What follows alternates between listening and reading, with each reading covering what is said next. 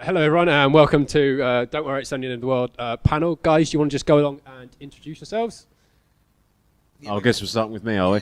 Okay, my name's Aid Foyadeli, and I'm a person who pretends to be other people. Thank you. Other people? Yeah, I like that. Other people is where the cheer happened. That's pretty much the story of my life. And in Don't Worry It's Only the End of the World, I play Badger.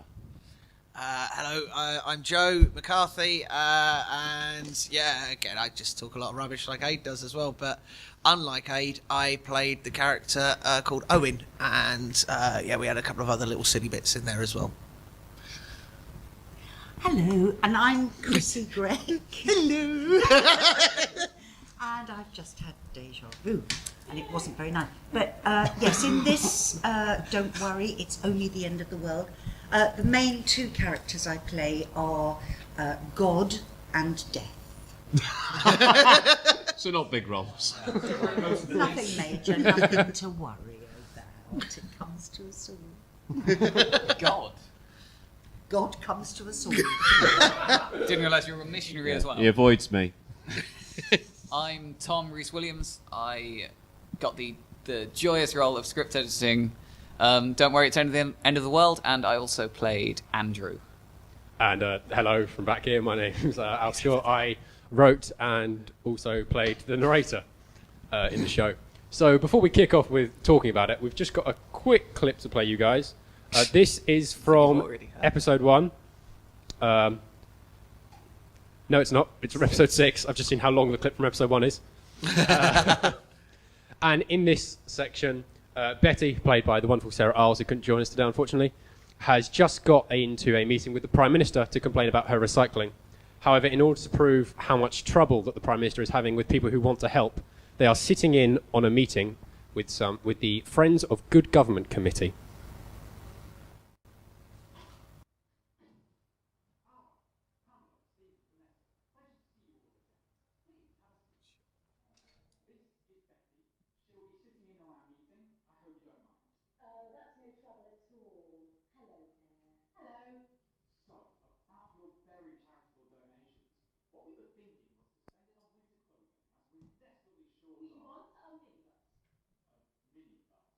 What Vanessa means is that our committee have talked it over and we've decided to donate a minibus. We can take larger groups out foraging. Ah, Pamela, Stephen, Vanessa, pleasure to see you all again. Please have a seat. This is Betty. She'll be sitting in on our meeting. I hope you don't mind. Oh, that's no trouble at all. Hello there. Hello. So, about your very charitable donations, what we were thinking was to spend it on winter clothing, as we're desperately short We on... want a minibus.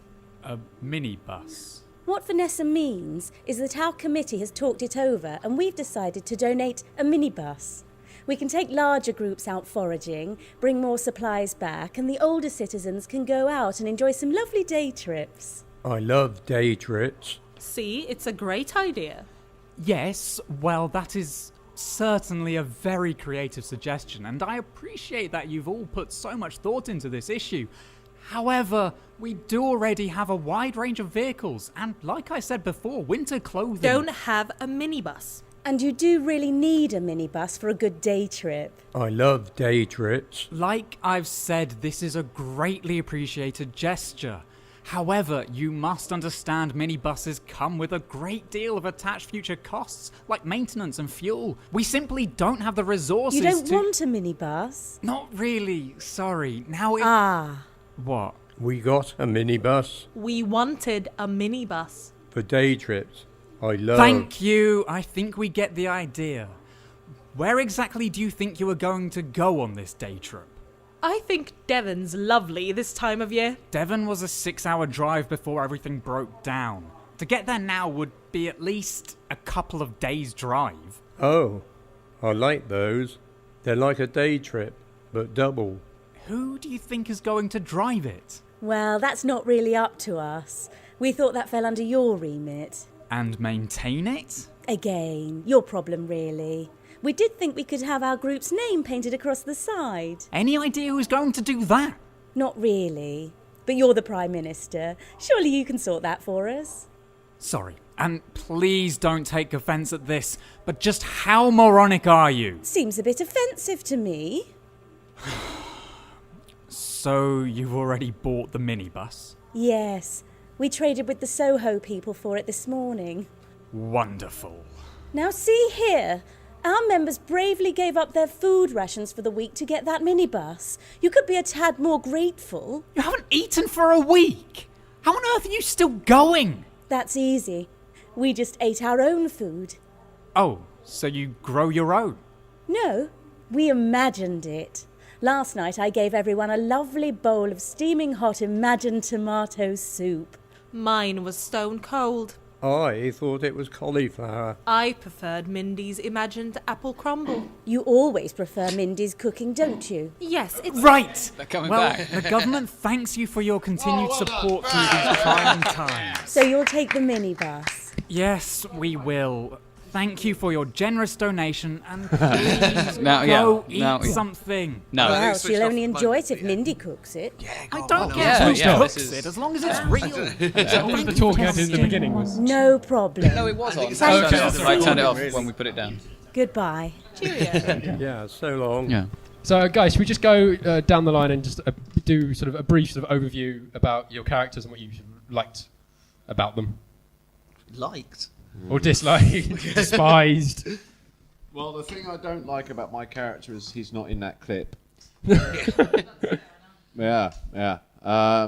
So I play a guy called Badger who's a survivalist nut and is convinced that being a badger is correct because it's a scary animal but also cute enough for kids' television.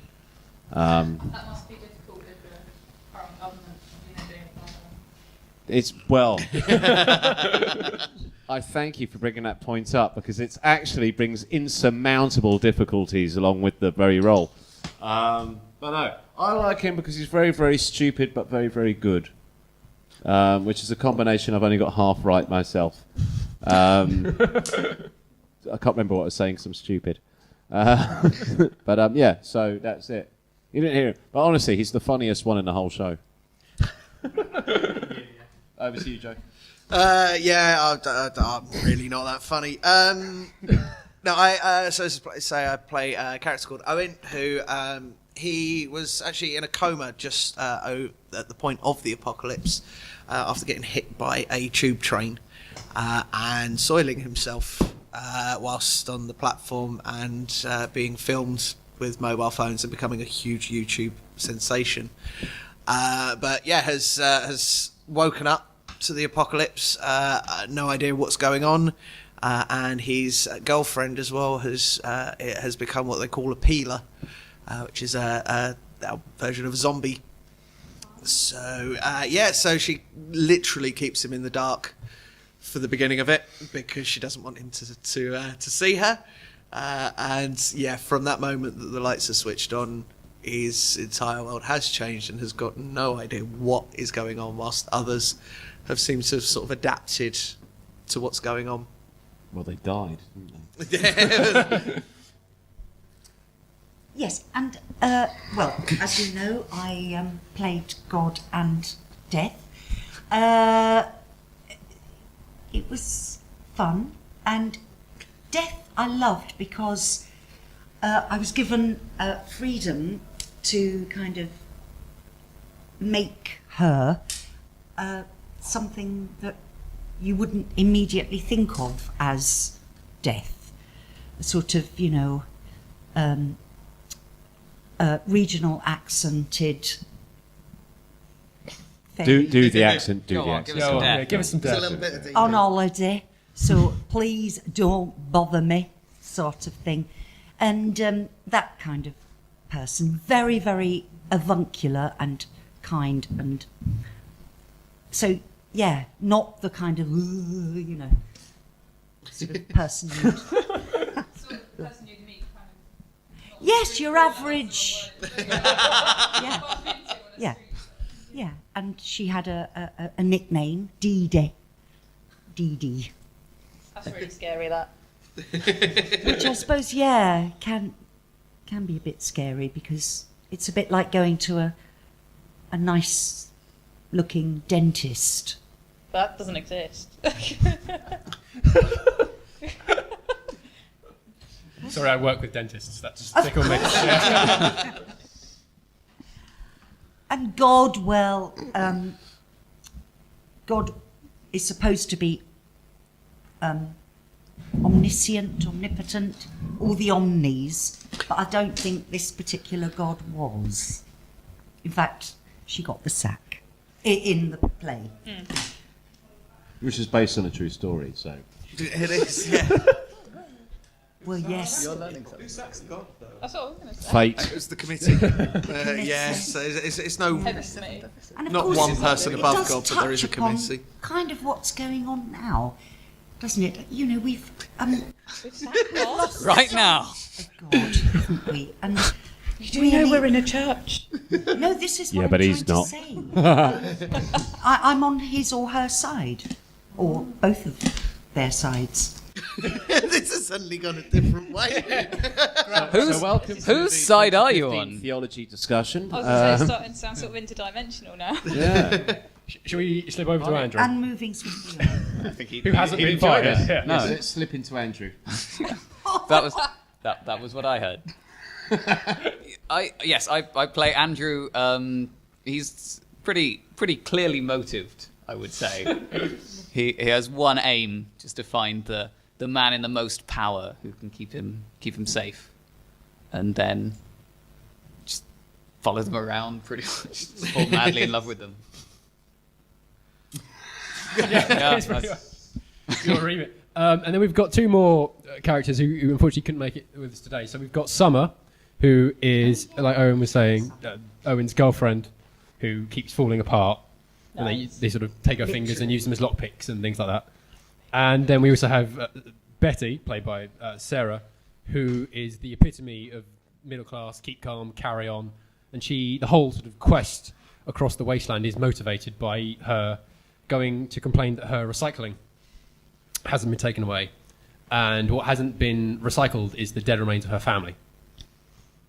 3 stunned people going, no. So she's very stoic throughout the whole thing, and forms a rather nice bond with Badger. Well, as long as she's got scones, she's okay, isn't she? I mean, that's basically Betty's thing. I think that's what Badger likes about her. Scones. I think because did I mention Badger was stupid? Yeah. So I think for him, somebody who seems to have a semblance of order is enough for him to think, all right, I'll put my trust in her. And so, because she's all, have we got scones? Have we got some wine? Okay, let's go. He's like, okay, you can trust her. Whereas other people bring in complicated things like ethics and feelings, and it's just too much for Badger to cope with. I can really relate to the character. Do you like scones? No, that's where it all falls apart. Oh. That's where having learnt my craft comes in useful, so that I can pretend that I have a scone-based. I was going to say fetish, but that's really the wrong thing. That's sending entirely the wrong message, or at least a message I'm not sure you're ready for yet. Not so we close that door and I bring out the big bag of scones I have with me. But yeah. Someone else want to take over before I really scare these poor people shitless? Because honestly, I've got much more of this stuff to go. I do love that character just being the constant sort of motherly sort of, and that's where she is most comfortable. So it's not like a sort of character that's sort of forced upon her. But yeah, she's just there to be. She's just there to be lovely, and that's what she is. With a few sort of odd. That's all right. That's fine. No, answer it. Go on. Put it on speakerphone. Yeah. Please.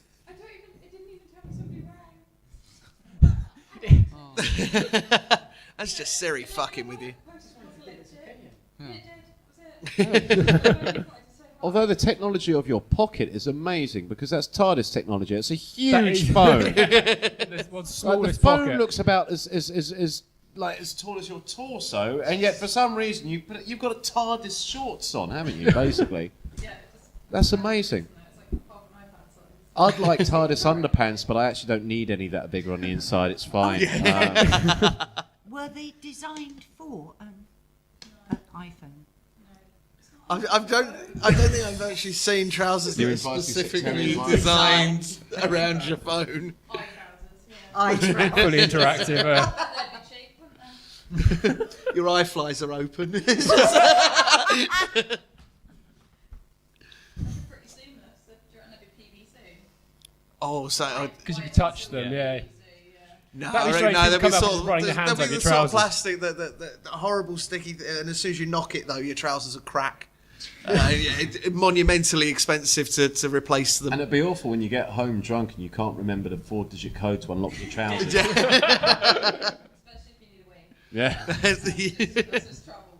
You could be our costume designer. For the radio. Oh, yeah. Did you just suggest a costume designer for a radio play? I like to envelop. It's the same as people wearing costumes for sitting around playing D&D. Instructions for people to appropriately dress their radios. Oh! Now! That's merchandise. Alfie. Suddenly this is turning to Dragon's Den. Yeah, it's a bit Dragon's Den now. So who's the scary? Well, I guess you have to be the scary red woman. Charming. Oh, is that the one with the she looks Deborah like she looks like, Francis, someone. she just looks like Jessie J's granny. That's She really does. Who? In what? I've lost Dragon's the plot. Den. So have we all, I think. Sorry. Oh, what's her name? yeah, the one who That one. Yeah. Yeah. Her, yeah. CJ's brand, yeah. Oh, she talks like that and all, doesn't she? She is death. She She is probably is. Devere or something. Oh yeah, that's yeah. There we go. We're getting there. Oh. This is turning to a cross between Guess Who and Dragon's Den. What were we meant to be talking about again? So, yes, I mean, do you guys just... Was there anything of... How did you find the recording experience? I mean, we did invade Joe's flat for about 4 days. How did you find that?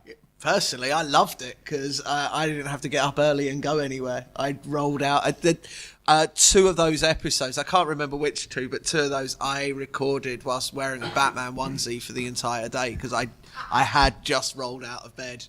But it was. I personally, I loved the experience because I didn't know what to expect at first, and then just sort of having some of the equipment dropped over a few days beforehand. And then on the first day of recording, just opening the door, strangers walking into the flat, moving all of the furniture, and just the mics and pop shields and everything just being set up everywhere, and the kitchen becoming the green room was amazing. And also for having like 4 days of somebody else in my own flat telling me to be quiet was A lot. yeah. The sound travelled really easily from the green room or the kitchen. Yeah. So we had to keep running over and going, shh. With a lot of fun experiences. There's James McDonnell, who appears in a couple of the episodes as well. During his little break, this is the sort of guy that never switches off. If you just imagine kind of Jack Black with a British accent. Is he the Yeah. lovely He's that one?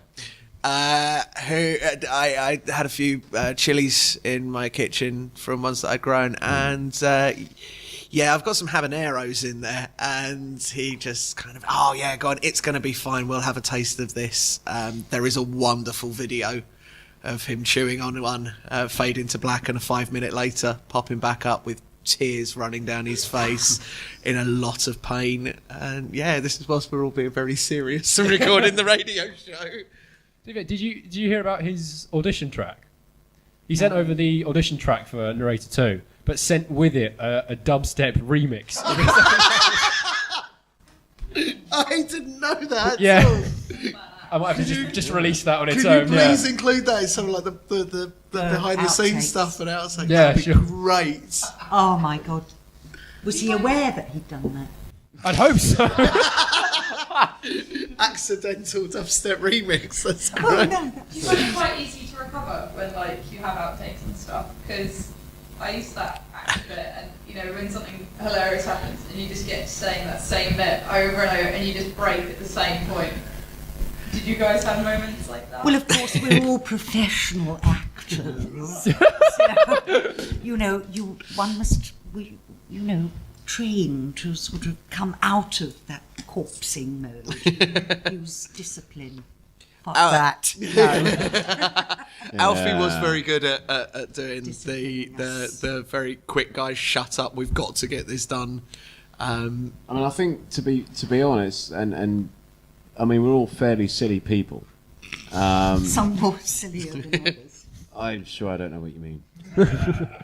But the things we had, what was it? Well, I mean, it was as many days as episodes, wasn't it? Or just maybe a So bit it was more? 2 episodes a day we did. Yeah. However, we had to go and do a 4th day because we recorded all of episode 4 really quickly, and we were really pleased with the result. And then we got it home, and all of the files were corrupted. So we had to go back and start again. So I think really there was a kind of an instinct. We weren't that keen on you either. I think there was an instinct. No, he's left his bag. He's coming back. On the video. That's all right. That's all right. That's all right. I could do hilarious apologies as well as hilarious insults. We'll be fine. You can't. I think we're all aware that even if there weren't many corpsing moments, even though it's a very funny script, there weren't many corpsing moments. I think we're all aware that we had to get it done because if we didn't, there'd be no opportunity. And again, as Alfie says, when those files got corrupted, we were delighted to be called back in. Nobody moaned at all or grumbled because we thought, working another day, that's fun. Which is why the darts in the picture of Alfie's face on my wall at home is a coincidence. It's not, there was nothing personal intended. So, yeah. Absolutely, that's it, yeah. So, I don't know. I don't think... There was a lot of laughter, but weirdly enough, not during recording. If there was one time we were absolutely bereft of laughter was when we were actually working, which is why Alfie had to keep going into the green room and telling everyone to shut up, because it's once we're in the green room and relaxing that we'd start making with the yucks. There was one incident. There's a character in episode 3, which is a very small boy called Michael, played fantastically and beautifully by Jane Pothaway. And sort of episode 3 is this on a very base level, a kind of if Game of Thrones was done with lots of children, mixed in with Pokemon. And so there is that was the initial pitch in my mind. I went for it. No, the reason I giggled is I just combined the 2 words and contracted them, and I made Poker Child, and that's not. That's never going to sound right, is it?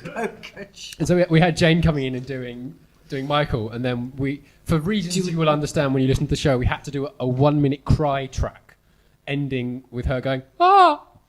And these two just couldn't stay in the room. We had to do it 3 or 4 times. We did have to leave, because bearing in mind what Alfie hasn't mentioned there is Jane is 6 foot tall, blonde, absolutely stunning, beautiful woman, and then she just opened her mouth and this 10-year-old boy just came flowing out. And everybody's jaw hit the floor. It was his 10-year-old boy's voice.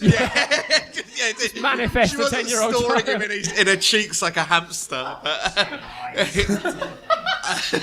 I don't know if these guys are going to listen to the iTunes when they get home or just call the police. Maybe. But yeah, there's as you now know, this kind of background. They actually if you work hear for the social services. All you need to know is Michael is in trouble. It was one of the funniest moments. Child in somebody's mouth. I mean, it does sound a little. Oh, wait till you hear That's it. why we weren't allowed to do a video version. I think this interview's turned into a trial. It has got a little bit U-tree, hasn't it? I noticed so many one of you actually got the ankles exposed. I haven't seen the monitors. Said Jimmy Savile to the. Oh no, he said. So it's okay. When we were doing behind the scene stuff, Chrissy made an allegation against a certain famous individual about whom there has been no proof, which we will not repeat here, Chrissy. I think Jimmy Savile, there's enough proof you can probably say that, so we won't need to get the lawyers involved. So it's like a pretend super injunction. That's mainly my role. It's just to go, don't say that, don't say that. No, but for me, I've got a question. Oh, sorry. Oh, sorry, no, carry on. Okay. Well, I was going to, because, obviously you created this thing. Yes. Why did you do that? Why? Well, I mean, it was really a sort of. I really loved The Hitchhiker's Guide to the Galaxy, as probably quite a lot of people do, and I really wanted to write something in that vein. And at the same time, I was playing a game called Fallout, which people may or may not be familiar with. 3. No. Well, I've got 1 and 2 now. So doing research for the next series. Yes. 3 first. It was free. I'm sorry. And so I really sort of just loved the world of that, and I sort of thought, well, no one's really done a post-apocalyptic sitcom before. Let's give that a go. And also, coincidentally, I just broken up with a girlfriend who was incredibly sort of paranoid about everything. And I thought, wouldn't it be quite amusing if someone was paranoid because they were a sort of zombie, and the reason they were paranoid is not because, oh, I don't like my toes, or anything sort of stupid like that people say, but they're like, oh no, she's got 2 arms and I've only got half her arm, or something, my arm keeps falling off. So I wrote about 3 pages, and I thought, oh, good, excellent, therapy done. Left it for about 8 months, and thought, actually, I want to finish that. And so closure. I wanted. No, it became less about the girlfriend very quickly. And so we just went and wrote it, and we finished it, and then we did a pilot at university, just to get time involved. Oh, sorry, I'm just falling asleep over here. And that was interesting. It And was so we then went experience. away and tried again, and then we did a Kickstarter. We got the money, we got all these lovely people involved, and we made it just kind of because we could. And I wanted to write a sitcom, and now I have, and there's probably going to be more. It'd be lovely. Have you heard them? Have you downloaded them? But, No. I haven't listened to them yet. It's the plan for next week when I can relax. That's your homework for next week. Ben actually was a backer here on the Kickstarter. He helped us make it possible. So thank you very That's much. the man you insulted. Thank you. Chrissy, what did we say about slandering people? No, I thought that somebody said there was a backer here for Kickstarter, and then I said, that's the man you insulted. He walked away. I've got a very good instinct for money. I never insult. Thank you so much. So should we just again just going down the line? Should we just favourite episodes and why? It's close. It's very, very close. I would have to say the final episode, because I like that. I mean, obviously, these guys are going to do the decent thing, and they're going to act all kind of objective, and they're not so much concerned with their own character as they are with the integrity of the entire cast and the production working together. I don't mess around with that shit. I'm totally interested in just me, right? So in episode 6, Badger, not the star of the show, but clearly the most important character. I like that just when you're ready for that character, and it was fun to play that part, and this was a nice bonus to playing that part, just when you're prepared for the fact that character is just there for yucks and chuckles, some substance comes, and it's actually a bit of an emotional resonance. I don't want to tell you why, because you guys haven't even listened to the show yet. I don't know why you're here. We must look very sexy. I say it's Alfie's waistcoat that's making the magic happen. I think it's It's the for boots. me. They're just finding the boots. It might be Joe's hair. But certainly it was just nice when you hear it. I felt it was nice to have that emotional thing kick in just before you go, right, season over, there might be a second one. I thought that was kind of smart and very nice, and it gave it a bit of heart for me. Cool, good, Joe. I say, again for the final episode, purely for as I mentioned with some of the when we were doing some of the interview backstage bits, behind the scenes things. I really like how it ends for this, and how just wondering how Owen's character is going to develop further on, which it has become like a really sort of big curiosity for me actually after sort of playing the role. It's kind of it's a role, and you're going along and it's really enjoying it, but then I suddenly found myself being really quite emotionally involved by the end of it. But other than that, episode 4, is it, Johnny? Yeah, so Johnny's the madman, yeah. In which a madman decides to take gravity and put it on trial for killing his wife after jumping off a bridge. And we have to defend gravity. And it's genuine. It's one of my favourite ones on there. And it was really good fun to record, even as a kind of straight through recording where it was sort of no sort of big cock ups or anything like that. It was just really, really good fun. because there's lots of scenes with quite a few of the people in there. So it meant that we were actually spending a lot of time together in the front room, actually recording together. And also Johnny, as the Madman, is one of the best sort of special guests throughout the series that we had on there. His Madman character is absolutely phenomenal.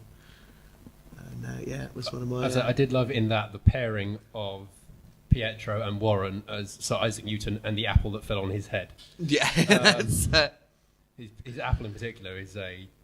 Pietro just, he comes in and you don't think he's going to be able to do lots and lots of voices, and he's just able to do 1,001 things. He did an apple, he did a barman, he did a Roman hero.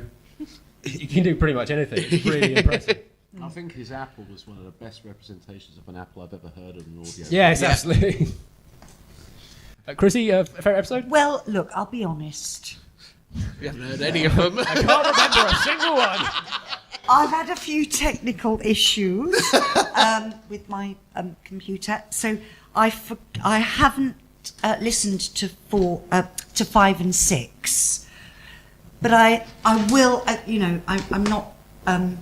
There's no I being in team, disingenuous Chrissy. here. I loved all of them. I loved doing them all. I loved meeting these guys. I don't even really know them. I just... That makes it better. Still don't. I think I was looking for your laundrette the laundrette downstairs, and I just happened to come upstairs into the recording kind of by accident.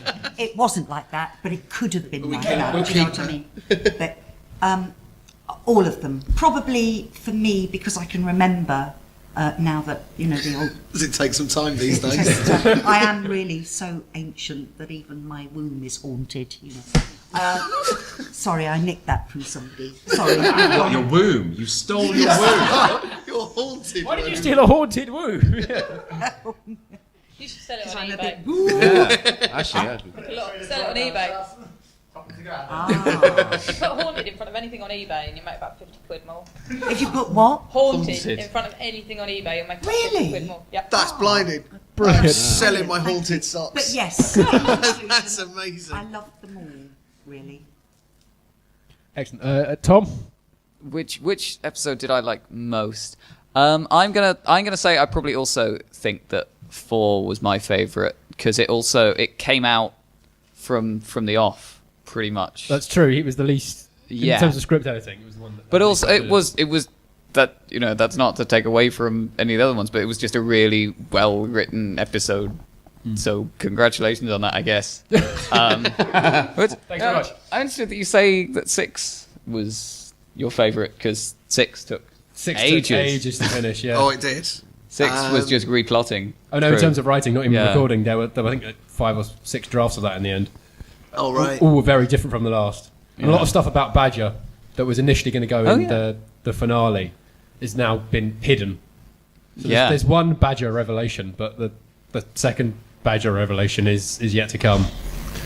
So stay tuned. This is why he's being a git as well, because he's not actually telling any of us what he's got planned as well. That's the worst thing. So yeah, we generally we For are all I know, the genuinely Badger waiting. revelation is he kills me off in episode 1 of the next series. Or you could be king. King, I quite fancy that. Yeah. That'd be a new twist, wouldn't it? But we hope you listen to it, and we hope No, you love Queen, it. that'd be a new twist. But we came because it sounded good, didn't we? Oh. We thought it sounded good. Can we ask the audience questions? Nice of you to make it, by the way. No, I'm joking. Yeah, if you will. Can I say my favourite episode? Or? You're not allowed to have a favourite What's it episode. What input have you had in any of this? Despise. Well, I've got 2. One which is slightly annoying because it's the prequel. You're pitching a show that these people can't hear. Yes. So there was a prequel for the Kickstarter backers that was the last one to be written, so I quite enjoyed that. But also 2, which was made by Chrissy as an old age pensioner leading a biker gang of cyclists that all have to. If you speak, you have to hold this toy rabbit called Toffee. And so then Toffee ends up laying siege to a bar run by the 5th horseman of the apocalypse who got fired for making everyone apathetic. And we had Fraser in as apathy. and he really made that. Yes, yeah. Oh, Fraser that's does just completely epitomise apathy with his. And Phil as the monk as well, and Phil Sheridan as the monk, who has a huge beard. He's got a proper monk's beard, and just came at it with such gusto. He was running on the spot. He was basically running around the room. He was really, really good. See, I told you it's good to dress the part even though you're doing radio. I don't Get you a think he black grew hood, that yeah. beard over the last 15 years just to play This that part. preparation, yeah. So does anyone have any questions for? Are we out of time? Nearly out of time. So just Has everyone got a really quick question? How about one word from everyone on the panel? One. Yes. Okay, you can start that. No, I've started everything. You go. Okay. Director. Sniper. Sleepy. What? They're fun. Gonads. You could Go have on. been wrong, and that was 2 words. Just cheering on your friend Nadia from the back. Cool. Well, thanks for coming. Thank you. Thank you. Yeah. Thank you. Cheers.